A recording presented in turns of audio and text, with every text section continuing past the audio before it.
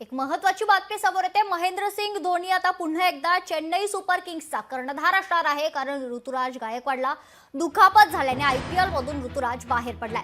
2022च्या IPL नंतर धोनीने कर्णधार पद सोडलं होतं, मात्र आता पुन्हा एकदा धोनी या पदाची जबाबदारी साकारणार आहे। ऋतुराज गायकवाड दुखापतीमुळे बाहेर पडल्यानंतर इंडियन प्रीमियर लीग 2025च्या हंगामात MS धोनी चेन्नई सुपर किंग्सचे नेतृत्व करणार आहे।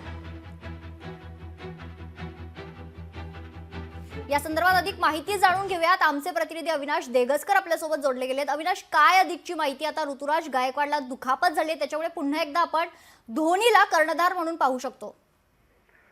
मेघना, सध्या आयपीएलची धमाल सुरू आहे। प्रत्येक टीम आपली टीम कशी जिंकेल यासाठी सध्या मॅचेस सध्या सुरू आहेत आयपीएलच्या। पण आता एक 5 दिवसापूर्वी सीएसकेचा कॅप्टन ऋतुराज गायकवाड हा जखमी झालेला होता, त्यामुळे त्याला आराम करण्यास सांगितलेलं आहे। मात्र आता त्याच्या जागी आता पुन्हा एकदा कॅप्टन कुल धोनीला कर्णधार पद दिले गेलेलं आहे।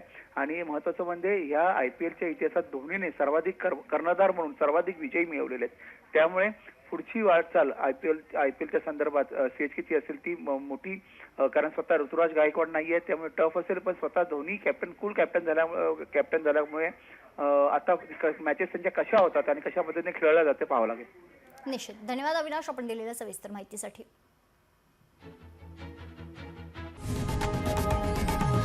लोकशाही मराठी ऐका, पहा, जागरूक रहा।